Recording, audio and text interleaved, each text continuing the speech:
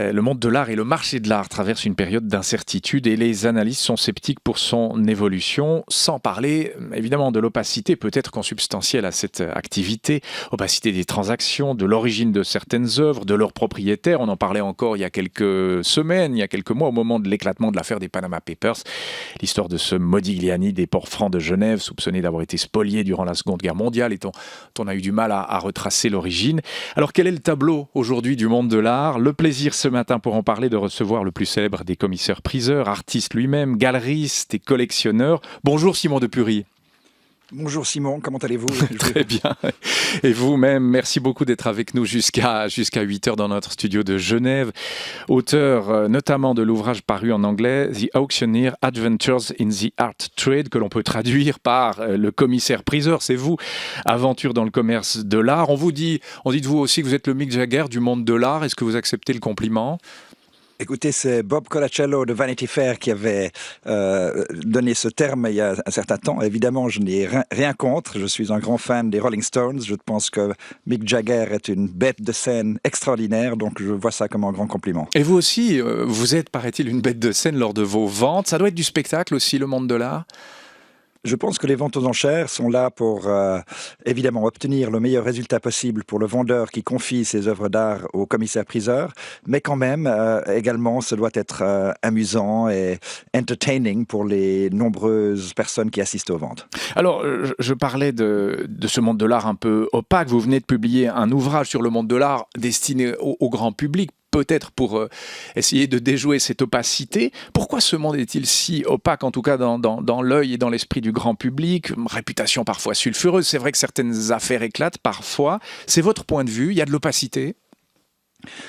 Je pense qu'il y a un côté opaque, mais il y a aussi un côté très très visible, puisque le côté des ventes aux enchères, c'est la partie publique du marché de l'art, donc ces transactions qui ont lieu aux yeux du grand public et qui sont capitales pour donner une valeur marchande à une œuvre d'art. Même quand vous faites une transaction de gré à gré, le seul moyen de justifier le prix que vous demandez pour la transaction est le prix obtenu pour une œuvre semblable qui a été vendue aux enchères dans un passé récent.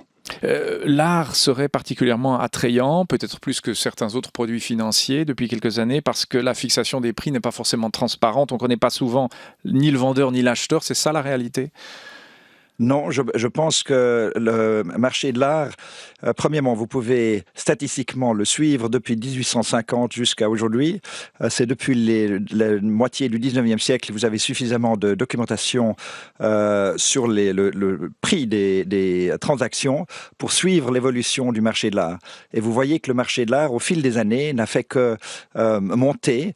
Il y a toujours de temps en temps des moments de léger retassement, mais malgré cela, le marché de l'art va continuer à monter parce que pour une raison très très simple, il n'y a qu'une quantité très très limitée d'œuvres exceptionnelles disponibles sur le marché et il y a un public de plus en plus grandissant qui s'y intéresse.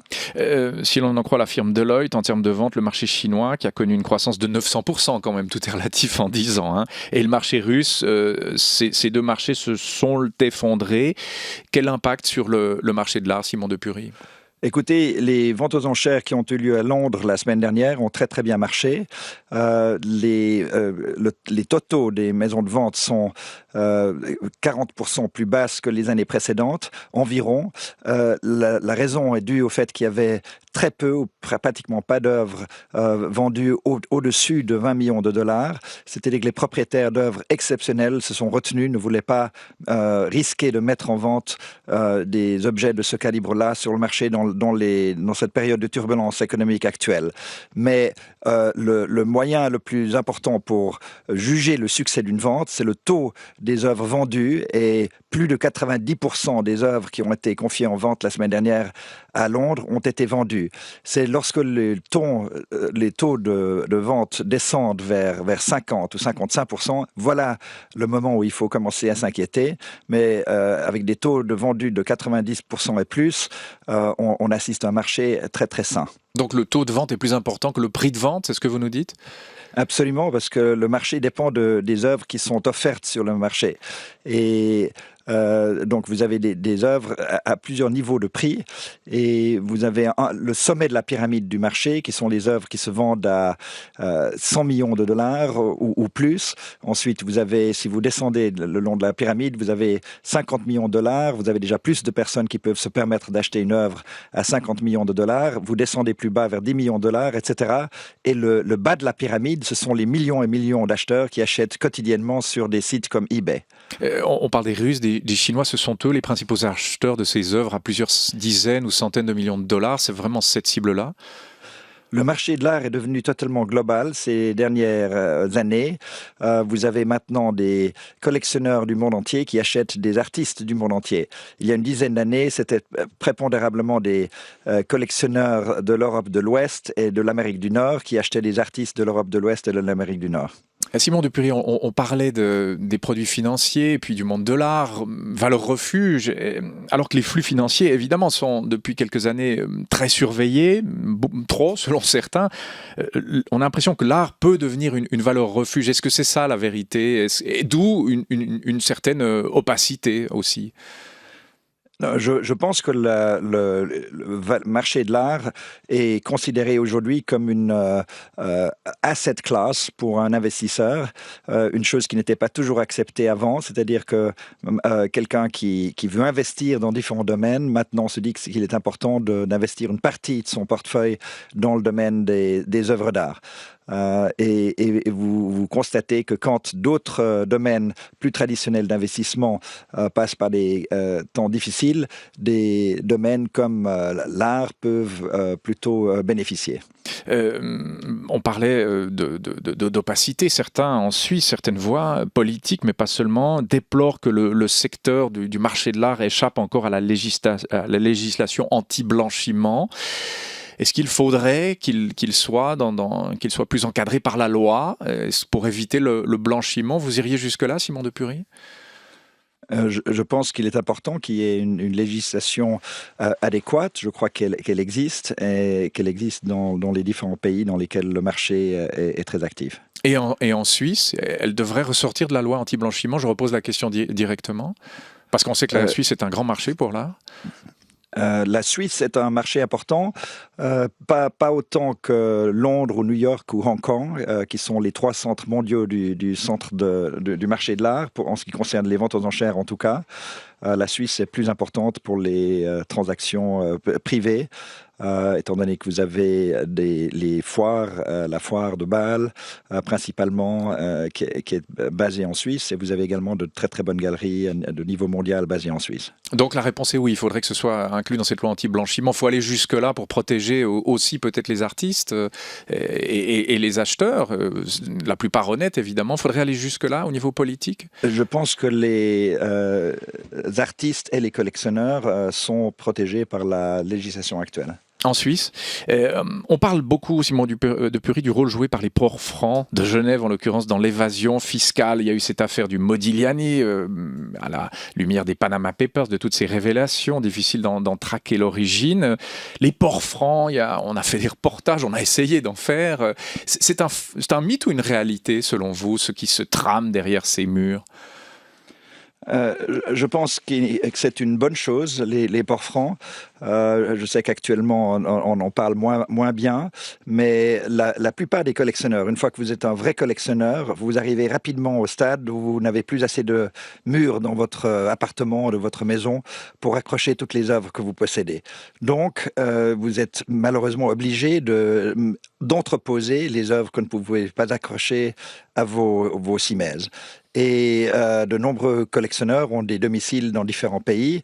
Souvent, ils ne savent pas encore dans quel pays ils voudront accrocher une certaine œuvre. Donc, le port franc leur offre la possibilité d'entreposer ces œuvres jusqu'à ce qu'ils aient décidé où ils désirent importer une de ces œuvres.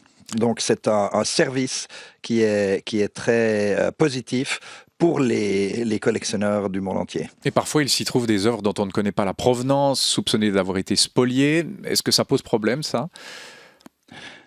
Des œuvres spoliées, c'est un problème, mais ce n'est pas la raison des ports francs qui, je veux dire, change quoi que ce soit. Entre opacité et protection, parfois, vous pouvez le reconnaître, la limite est assez fine, non? À nouveau, je pense qu'on a mal parlé des ports francs ces derniers temps, mais que c'est une excellente chose.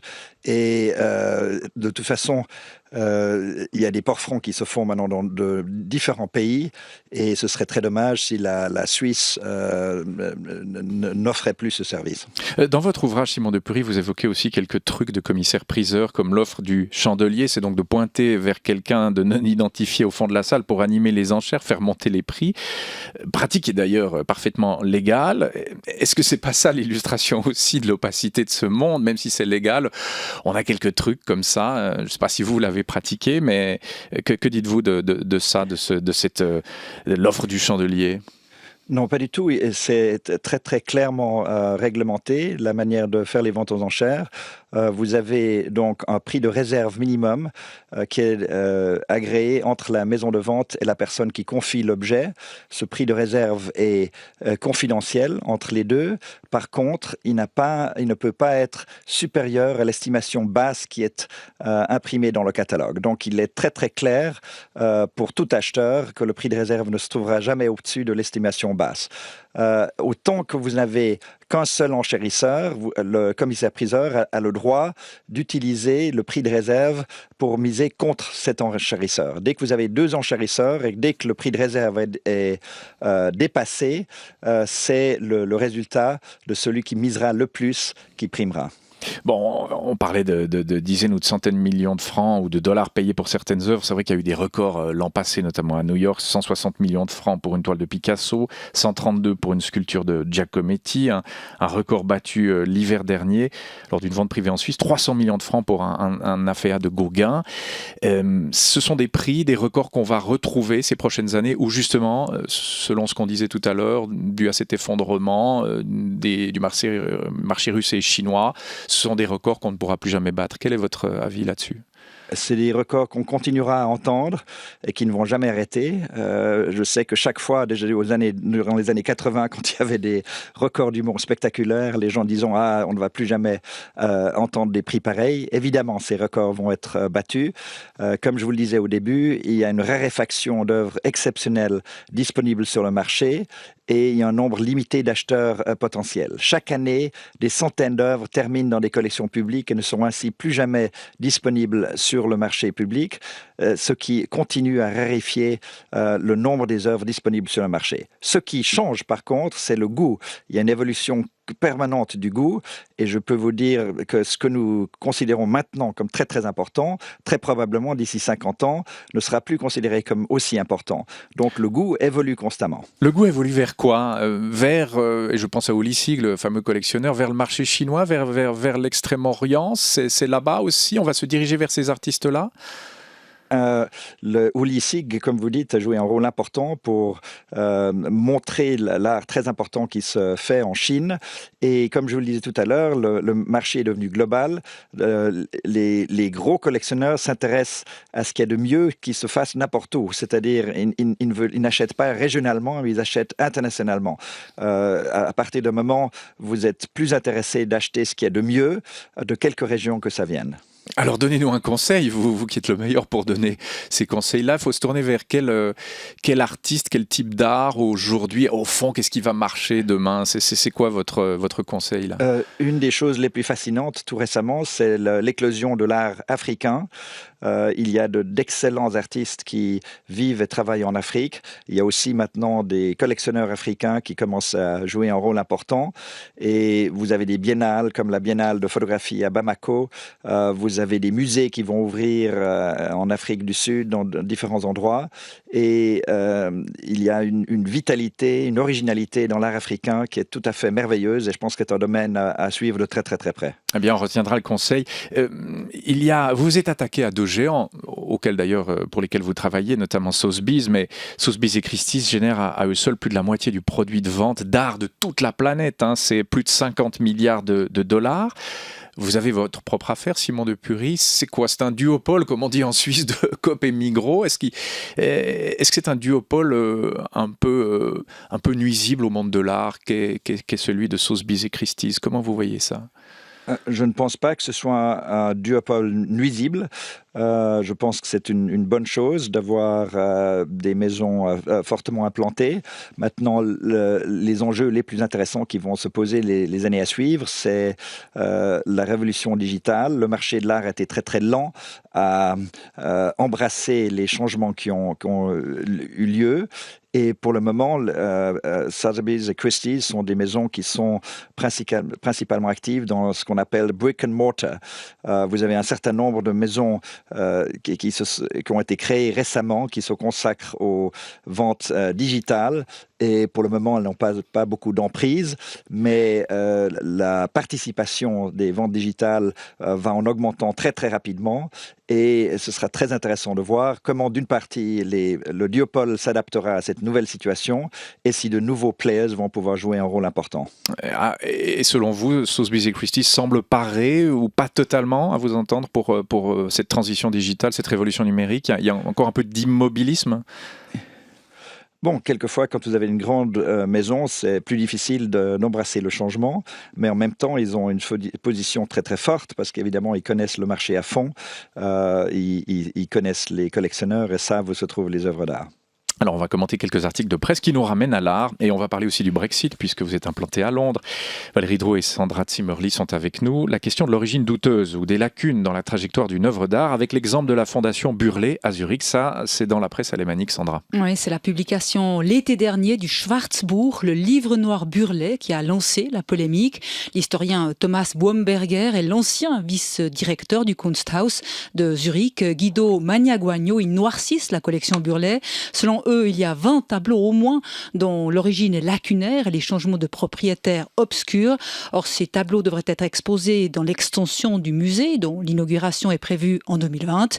Les Zurichois, eux, ne veulent pas se réjouir de l'art volé et ils n'auront pas à le faire selon la NZZ puisque selon Lucas Glor, directeur de la Fondation Burlet depuis 2002, ces allégations sont totalement fausses dans la grande majorité des cas cités. À la Fondation Burlet, le même problème se pose évidemment pour la collection Gurlitt à Berne. Faut-il exposer une œuvre d'art dont on n'est pas certain de la provenance, Simon de Pury?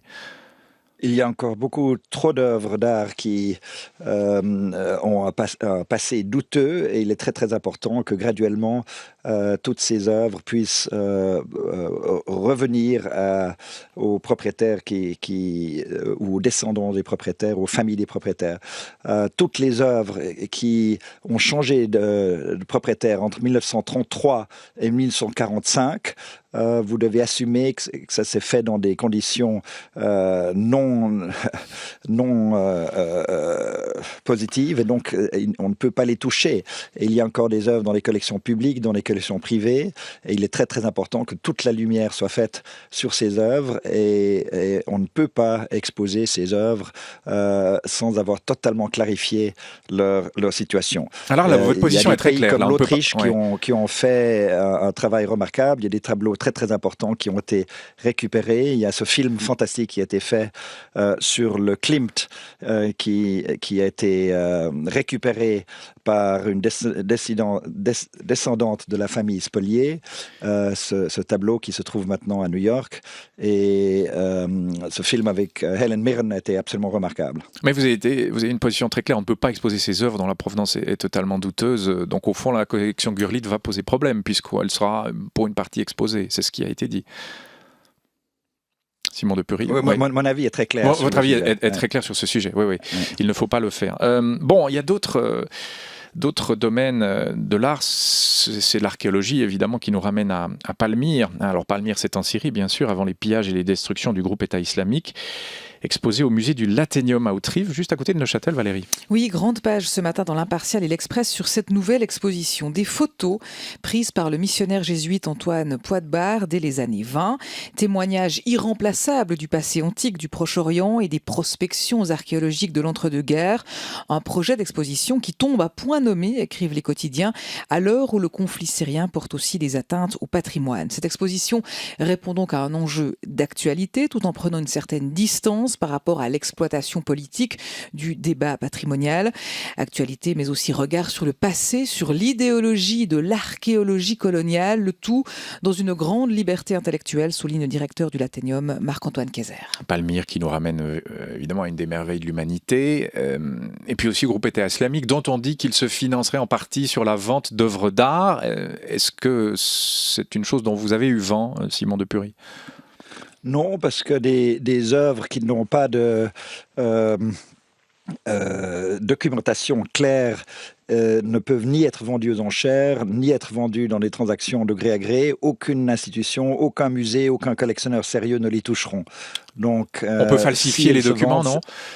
Si elles se vendent, c'est dans un marché parallèle qui ne peut pas... Il n'y a pas moyen de vendre ces œuvres. Donc, il n'y a pas de moyen licite de les vendre. Mais il y a un marché parallèle qui existe bel et bien. Ça c'est une certitude. Ce marché parallèle, notamment alimenté par des œuvres peut-être spoliées sur des sites tels que Palmyre, existe. Je vous pose la question. À nouveau, aucun musée, aucun collectionneur ne peut les toucher ni ne peut les exposer. C'est comme les questions des tableaux volés dans des musées chez nous. C'est toujours le mystère. Qu'est-ce qui se passe avec ces tableaux puisqu'ils ne peuvent ni être vendus ni être exposés. Alors venons-en au Brexit. En Grande-Bretagne, le ministre de l'Intérieur, la ministre de l'Intérieur Theresa May, est la grande favorite a priori pour succéder à M. Cameron. Elle a su exploiter le moment pour transformer ses faiblesses en force. Ça, c'est ce que dit Sandra Lapresse-Alamanic. Oui, c'était jeudi dernier lorsque la scène politique de Londres avait des allures de théâtre, comme à la fin de Macbeth, des cadavres et des victimes de trahison partout. C'est là que Theresa May a saisi l'opportunité du moment pour transformer ses faiblesses en force, selon la NZZ. Je sais que je ne suis pas une femme des projecteurs, adepte des studios de télévision. Les ragots et une politique trop émotionnelle, ce n'est pas pour moi, déclare la ministre de 59 ans, exactement ce que voulaient entendre les membres conservateurs de son parti. Simon de Pury, vous qui êtes installé à Londres, comment avez-vous vécu il y a quelques jours ce Brexit et surtout qu'est-ce qui va changer pour vous le cas échéant? Pour le moment, il est trop tôt de voir quel va être l'impact sur le marché de l'art. Je ne pense pas qu'il va être trop négatif sur le marché de l'art, mais vivant à Londres, évidemment, ça a été comme un espèce de choc général. Et il est étonnant à quel point les gens étaient non préparés à l'issue de ce vote, malgré le fait que c'était très serré dès le départ. Vous voyez l'avenir de l'Europe comment? Peut-être que c'est l'Allemagne qui va prendre le relais. Certains le disent, elle va prendre l'ascendant encore plus maintenant que le Royaume-Uni va sortir. C'est ça la perspective? Je pense que ça va être une période difficile, aussi bien pour l'Europe que pour le Royaume-Uni, de s'adapter à cette nouvelle situation. Il faudra éviter la désintégration totale de l'Europe. Ça n'a mis que 70 ans pour en arriver là et il est beaucoup plus facile et plus rapide de défaire les choses que de les construire. Mais vous n'allez pas quitter la Grande-Bretagne, Simon de Pury? Je n'ai pas l'intention. Merci beaucoup d'avoir été notre invité ce matin. Vous étiez à Genève dans nos studios. On vous souhaite une excellente journée, Simon de Pury.